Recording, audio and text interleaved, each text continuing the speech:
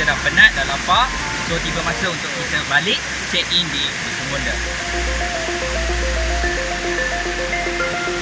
Langsung nak back.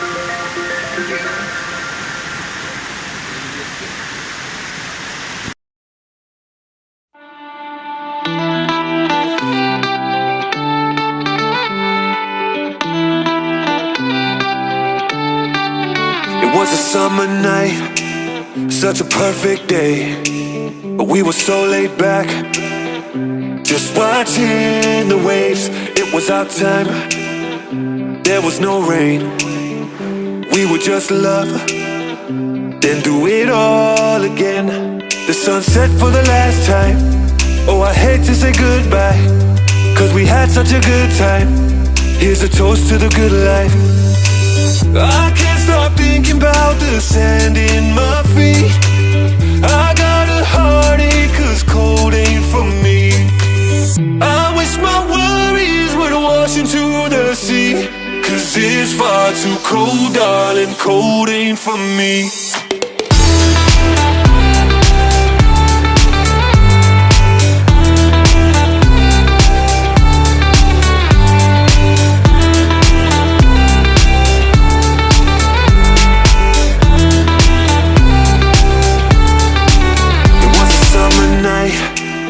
Such a perfect day, but we were so laid back.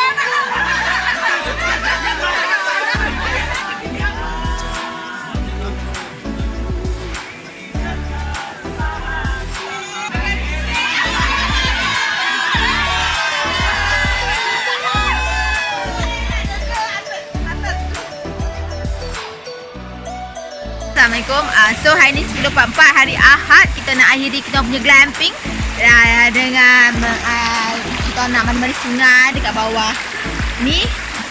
So it's really fun. Seronok, kita nak makan breakfast. After this kita nak check out. So thank you everyone. Thank you untuk Dusun Bonda kerana menyediakan servis yang sangat baik dan sangat